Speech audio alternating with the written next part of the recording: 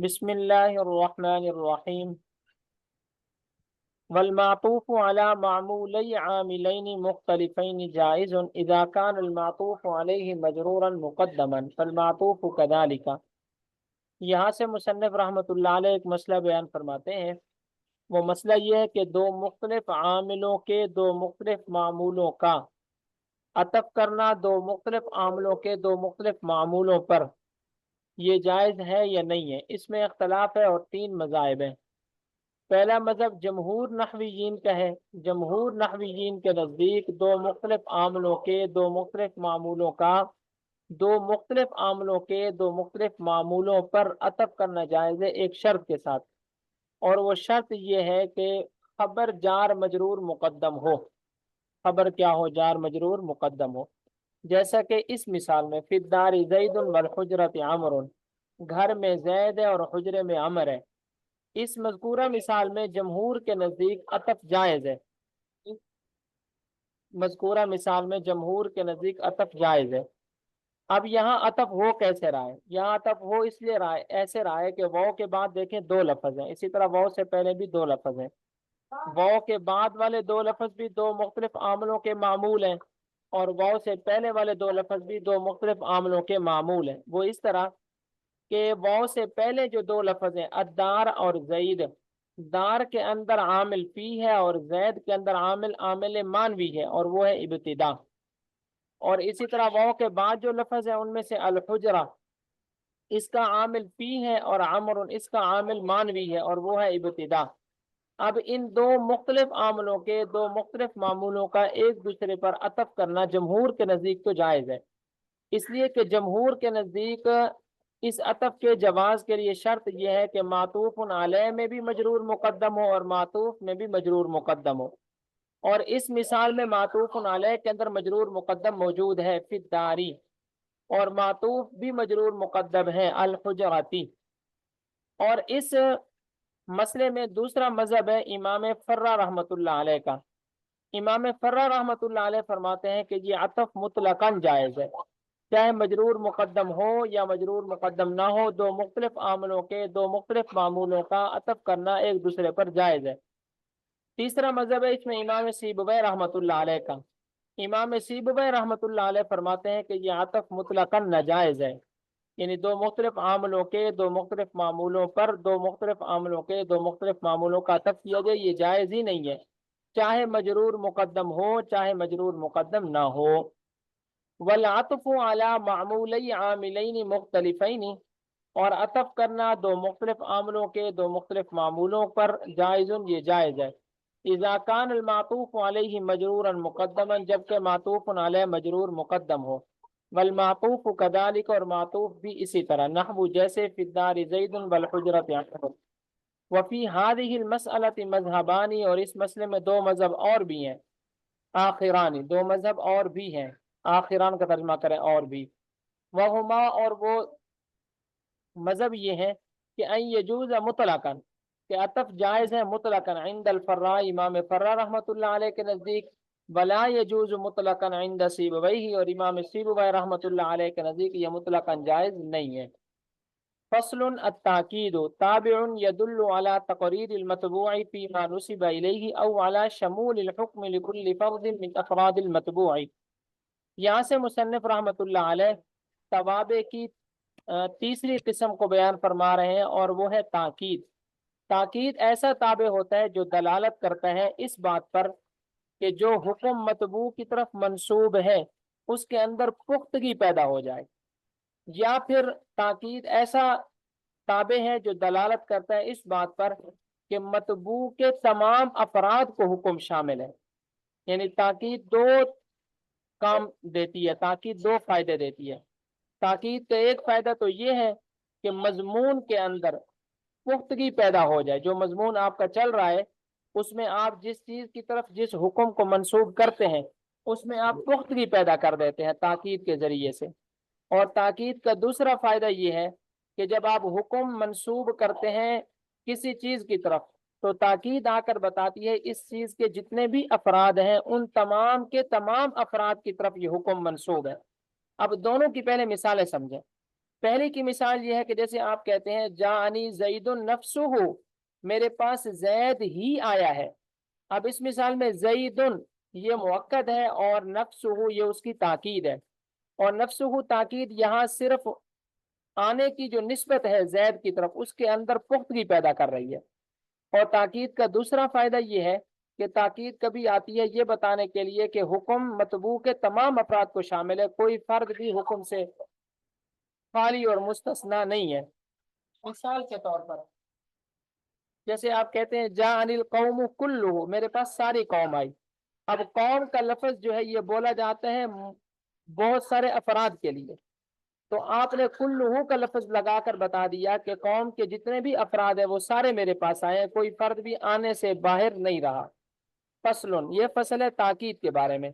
تابعون، تاکید ایسا تابع ہے یہ دلو جو دلالت کرتا ہے اعلیٰ تقریر المطبوع، مطبوع کی پختگی پر، فی ما نصب الیہ اس چیز میں جس کی نسبت کی جاتی ہے اس کی طرف، او اعلیٰ شمول الحکم، یا تاکید دلالت کرتی ہے اس بات پر کہ حکم شامل ہے لکل فرد من افراد المطبوع، مطبوع کے تمام افراد کو.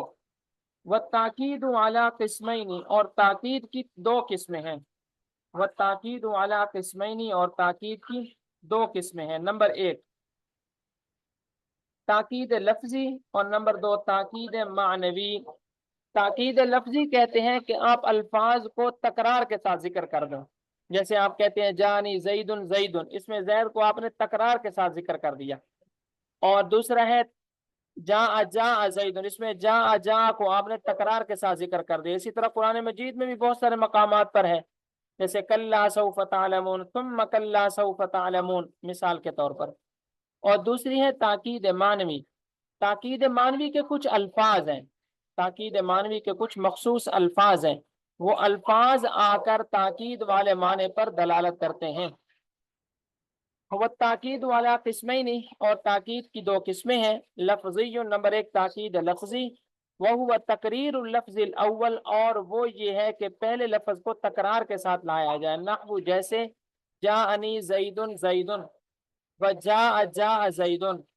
ومعنوی، اور تاکید معنوی، وہو بالفاظ معدودۃ، اور تاکید معنوی کے کچھ الفاظ ہیں، معدودہ گنے چنے کچھ الفاظ ہیں. بگیا، اب یہاں سے مصنف رحمۃ اللہ علیہ تاکید معنوی کے الفاظ کا ذکر کر رہے ہیں. تاکید معنوی میں سے پہلے دو لفظ ہیں نفس اور عین.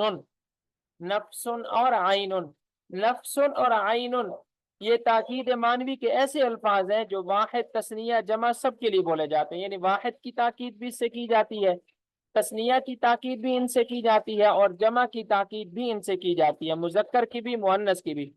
لیکن تھوڑا سا فرق ہے.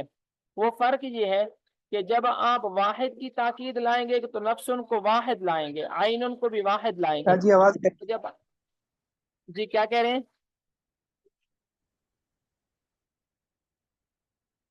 جی آواز عامر بھی کٹ کچھ کٹ کہہ کے رہے آ ہیں رہی آپ؟ ہے جی. عامر بھی آپ کی آواز مجھے نہیں آئی. آپ کی آواز کٹ رہی ہے، منقطع ہو رہی ہے. اچھا میں دیکھتا ہوں. اچھا آپ لوگوں کو شور تو نہیں آ رہا بہت زیادہ؟ شور نہیں آ رہا، بس آواز کٹ رہی ہے تھوڑی. اچھا ابھی میں نے جگہ چینج بتائیں. جی بہتر ہے.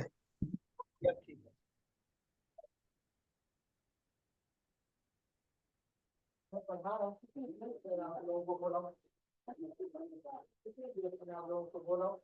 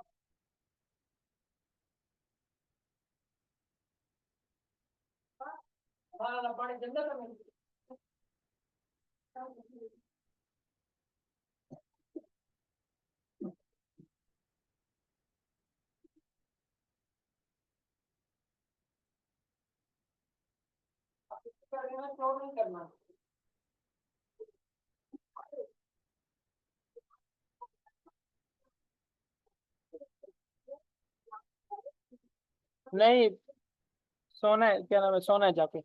जी आमिर भाई अभी मुझे बताएं, थोड़ा बेहतर हुए? जी जी, बेहतर है, बेहतर है। अच्छा जी, कहाँ तक आपको बात समझ आ गई थी? जी हम यहाँ तक आ गई कि जो नफ्स वाला आइन जो है वो दोनों इस्तेमाल होते हैं जी अच्छा जी, सबके लिए, बात चल रही वाहिद थी मुसन्ना ताकीद जमा के लिए। मानवी के अल्फाज की। ताकीद मानवी के लिए कुछ अल्फाज इस्तेमाल होते हैं, जिनमें से पहले दो हैं नफ्सुन और आइनुन। नफ्सुन और आइनुन ताकीद मानवी के ऐसे अल्फाज हैं जो वाहिद, तस्निया, जमा, मुजक्कर, मुअन्नस सब के लिए इस्तेमाल होते हैं। अलबत्ता फर्क ये होगा कि नफ्सुन और आइनुन के अल्फाज जब मुफरद की ताकीद के लिए आएंगे तो ये भी मुफरद आएंगे और इनके साथ ज़मीर भी मुफरद की इस्तेमाल होगी। और जब ये तस्निया की ताकीद के लिए आएंगे तो फिर आपको इख्तियार मिल जाता है, चाहे आप इन अल्फाज को तस्निया जिक्र करें या फिर इन अल्फाज को आप जमा जिक्र कर दें। तस्निया में जमा का इस्तेमाल भी हो जाता है, लेकिन ज़मीर फिर भी तस्निया की आएगी। और जमा के लिए जब इन अल्फाज को आप इस्तेमाल करेंगे तो आप इन अल्फाज को जमा लाएंगे और इनके लिए ज़मीर भी जमा की लाएंगे। इसी तरह जब आप मुजक्कर के लिए लाएंगे तो मुजक्कर के लिए अल्फाज तो यही इस्तेमाल होंगे, नफ्सुन और आइनुन। इनकी मुअन्नस नहीं इस्तेमाल होगी, बल्कि यही इस्तेमाल होंगे, क्योंकि नफ्सुन और आइनुन ऐसे अल्फाज हैं जो मुजक्कर मुअन्नस दोनों के लिए एक तरह से ही इस्तेमाल होते हैं। लेकिन जब मुअन्नस के लिए आएंगे तो फिर ज़मीर आखिर में मुअन्नस की आ जाएगी। अब इसकी मिसाल देखें, जैसे आप कहते हैं जाअनी ज़ैदुन नफ्सुहु, जानी जैदानी अनफुसहुमा, या जानी जैदानी नफ्साहुमा, जानी जैदुन अनफुसुहुम। अब इन तीनों मिसालों के अंदर आप देख लें कि जैदुन की ताकीद जब नफ्सुन के साथ आप लाए तो जैदुन मुफरद है, नफ्सुन भी मुफरद आ गया, उसके साथ हु जमीर भी मुफरद आ गई। इसी तरह जैदान की जब आप ताकीद लाए नफ्स के साथ तो नफ्स का लफ्ज आप जमा भी ला सकते हैं अनफुस, और तस्निया भी ला सकते हैं।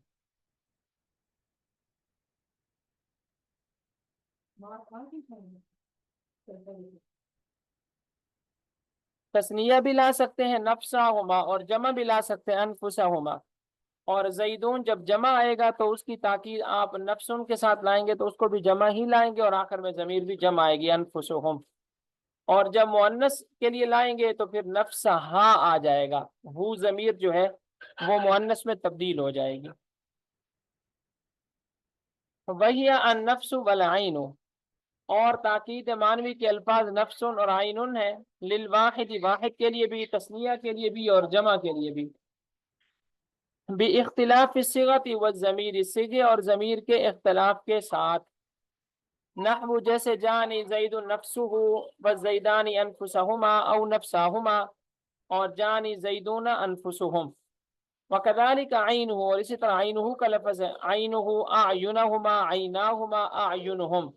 जाअतनी हिंदु नफ्सुहा, जाअतनी अलहिंदानी अनफुसहुमा, जाअतनी अलहिंदातु नफ्साहुमा नफ्साहुमा, वजाअतनी अलहिंदाती अनफुसुहुन्ना। नफ्साहुमा तस्निया के लिए, और जब अलहिंदात आएगा तो अनफुसुहुन्ना जमा आ जाएगा उसके लिए। लेकिन मुजक्कर मुअन्नस में दोनों बराबर हैं, नफ्स और आइन, मुजक्कर के लिए अलग और मुअन्नस के लिए अलग, ऐसा नहीं है। वकिला वकिलता लिल मुसन्ना खासतन, यहाँ से मुसन्निफ रहमतुल्लाह अलैह ताकीद मानवी के दो और अल्फाज जिक्र कर रहे हैं, और वो है किला और किलता। किला और किलता ये तस्निया की ताकीद के लिए आते हैं खास तौर पर, लेकिन फर्क ये है कि किला मुजक्कर तस्निया की ताकीद करता है और किलता तस्निया मुजक्कर की ताकीद करता है। वकिला वकिलता, किला और किलता लिल मुसन्ना तस्निया के लिए आते हैं खासतन, खास तौर पर। नहवु जैसे क़ाम रजुलानी किलाहुमा व क़ामतिल मरअतानी किलताहुमा। अब रजुलान मुजक्कर था तो किलाहुमा, अलमरअतान मुअन्नस था तो किलताहुमा। व कुल्लुन व अजमाउ व अक्ताउ व अबताउ व अबसाउ लिगैरिल मुसन्ना। यहाँ से मुसन्निफ रहमतुल्लाह अलैह تاکید مانوی کے 5 الفاظ اور بیان فرما رہے ہیں، اور وہ ہے کل اجمع اقطع ابتع ابصع. لیکن یاد رکھیں کہ یہ تثنیہ کے لیے استعمال نہیں ہوتے، یہ واحد کے لیے اور جمع کے لیے استعمال ہوتے ہیں. تثنیہ کے لیے ان کا استعمال نہیں ہے، بلکہ ان کا استعمال کس کے لیے ہوگا؟ واحد کے لیے ہوگا اور جمع کے لیے ہوگا. اور ان کے آخر میں جو ضمیر ہے وہ تبدیل ہوتی رہے گی، اور ضمیر صرف کل کے اندر تبدیل ہوگی اور باقی کے اندر صیغے تبدیل ہوں گے. کل کے اندر ضمیر تبدیل ہوگی اور باقی اجمع اقطع ابتع ابصع ان کے اندر صیغہ تبدیل ہو جائے گا، یعنی جمع کے لیے جمع آئے گا. لیکن کل کا صیغہ جو ہے وہ واحد جمع سب کے لیے ایک جیسا ہی استعمال ہوتا ہے، البتہ اس کے آخر میں جو ضمیر آئے گی وہ تبدیل ہو جائے گی، واحد کے لیے واحد کی ضمیر اور جمع کے لیے جمع کی ضمیر. لیکن جو باقی الفاظ ہیں اجمع اقطع ابتع ابصع، یہ جو الفاظ ہیں ان الفاظ کے ساتھ ضمیر سرے سے استعمال ہی نہیں ہوتی، ضمیر سرے سے استعمال ہی نہیں ہوتی. البتہ مؤنث کے اندر جا کر یہ صیغے تبدیل ہوں گے مؤنث کی طرف، مؤنث ہو جائیں گے پھر یہ صیغے. وَكُلٌّ وَأَجْمَعُ وَأَقْطَعُ وَأَبْطَعُ وَأَبْصَعُ، یہ سارے جو الفاظ ہیں لغیر المثنى تثنیہ کے علاوہ کے لیے استعمال ہوتے ہیں، باختلاف ضمیر، ضمیر کے اختلاف کے ساتھ، فی کل کل کے اندر، وصیغتی اور صیغے کے اختلاف کے ساتھ، فی البواقی باقی بقیہ کے اندر. تقول آپ کہیں گے جاءنی القوم کلہم اجمعون اقطعون ابطعون ابصعون. اب اس مثال میں دیکھیں القوم کے ساتھ کل کی آپ تاکید لا رہے ہیں، کل کے آخر میں ہم ضمیر آئی ہے کیونکہ القوم کا لفظ جمع مانوی ہے تو اس کے لیے ضمیر بھی جمع کی آئے گی اور باقی صیغے جمع کے آگے. وقامت النساء کلہن جمعوا فتعوا بتعوا بصعوا. اب یہ کلہن کل کے اندر تو ضمیر ہی تبدیل ہوئی ہے کیونکہ جس کی آپ تاکید بیان کر رہے ہیں النساء وہ جمع مؤنث ہے تو ضمیر بھی آگے جمع مؤنث کی آ گئی. جمع مؤنث کی ضمیر کے ساتھ پھر جو آگے صیغے ہیں ان کی مؤنث استعمال ہو، اجمعو کی مؤنث جمعو، اقطعو کی مؤنث قطعو، ابطعو کی مؤنث بطعو اور ابصعو کی مؤنث بصعو. وَإِذَا أَرَدْتَ تَأْكِيدَ الضَّمِيرِ الْمَرْفُوعِ الْمُتَّصِلِ بِالنَّفْسِ وَالْعَيْنِ يَجِبُ تَأْكِيدُهُ بِالضَّمِيرِ الْمُنْفَصِلِ ضَرَبْتَ أَنْتَ نَفْسَكَ. یہاں سے مصنف رحمۃ اللہ علیہ ایک ضابطہ بیان فرما رہے ہیں تاکید ضمیر مرفوع متصل کی تاکید سے متعلق. مصنف رحمۃ اللہ علیہ فرماتے ہیں کہ جب ضمیر مرفوع متصل کی آپ تاکید لائیں گے نفس اور عین ان کے ساتھ، تو ضمیر مرفوع متصل کی پہلے آپ تاکید لائیں گے ضمیر مرفوع منفصل کے ساتھ، پھر اس کے بعد یہ الفاظ استعمال کریں گے. جیسے ضربت انت نفسک کہ تو نے ہی مارا ہے. اب اس مثال میں یہ عبارت اصل میں تھی ضربت نفسک. اب یہ نفس کا جو یہ تاکید ہے، ضربتا میں تا ضمیر تھی لیکن یہ تاکید ڈائریکٹ تاکید نہیں بن سکتی، بلکہ پہلے آپ تا زبر تا جو ہے یہ ضمیر مرفوع متصل ہے، اس کی آپ تاکید لائیں گے ضمیر مرفوع منفصل کے ساتھ. وَإِذَا أَرَدْتَ، اور جب آپ ارادہ کریں تاکید الضمیر المرفوع المتصل، ضمیر مرفوع متصل کی تاکید کا نفس اور عین کے ساتھ، یجب تاکید ہو تو ضروری ہے اس کی تاکید بالضمیر المنفصل ضمیر منفصل کے ساتھ. نحو جیسے ضربت انت نفسک. ولا يؤكد بكل فأجمع إلا ما له أجزاء وأبعاد يصح افتراقها حسا كالقوم أو حكما كما تقول اشتريت العبد كله ولا تقول أكرمت العبد كله. یہاں سے مصنف رحمۃ اللہ علیہ ایک اور قاعدہ بیان فرماتے ہیں. مصنف رحمۃ اللہ علیہ فرماتے ہیں کہ تاکید معنوی میں جو دو الفاظ ہیں کل اور اجمعو، کل اور اجمعو کی تاکید ان چیزوں کے لیے آتی ہے جن چیزوں کو آپ تقسیم کر سکتے ہو، چاہے ان کی تقسیم حصن ہو یعنی حقیقت میں وہ تقسیم ہو سکتے ہو، یا ان کی تقسیم حکمن ہو یعنی حقیقت میں تو وہ تقسیم نہیں ہو سکتے لیکن تقسیم کا حکم ان پر لگ سکتا ہے. مثلا قوم ہے، اب قوم مشتمل ہوتی ہے اپنے افراد پر اور افراد جو ہے حقیقتاً تقسیم ہو سکتے ہیں، تو لہٰذا قوم کی تاکید آپ کلن کے ساتھ بھی لا سکتے ہیں، اجمعو کے ساتھ بھی لا سکتے ہیں. اسی طرح غلام کا خریدنا ہے تو خریداری جو ہے وہ تقسیم ہو سکتی ہے کہ آدھا آپ نے خریدا ہو آدھا میں نے خریدا ہو، تو اس وہ جو تقسیم ہے وہ حصی تو نہیں ہے، مطلب غلام حقیقت میں تو تقسیم نہیں ہوگا لیکن حکم خریدنے کا جو ہے اس میں وہ تقسیم ہو جاتا ہے. تو لہٰذا یوں کہنا ٹھیک ہے، جعل القوم کلہ کہ میرے پاس ساری قوم آئی، جعل القوم کلہ اجمع میرے پاس ساری قوم آئی، لیکن اور اسی طرح یوں کہنا بھی ٹھیک ہے کہ اشتریت العبد کلہ میں نے سارا غلام خرید لیا، لیکن یوں کہنا ٹھیک نہیں ہے کہ اکرمت العبد کلہ کہ میں نے سارے غلام کا اکرام کیا، کیونکہ اکرام جو ہوتا ہے وہ تقسیم نہیں ہوتا کہ آپ آدھے جسم کا اکرام کریں آدھے کا نہ کریں، ایسے نہیں ہوتا، جب اکرام کرتے ہیں تو وہ سارے جسم کا اکرام ہی ہوتا ہے، تو لہٰذا اکرمت العبد کلہ کہنا ٹھیک نہیں ہے۔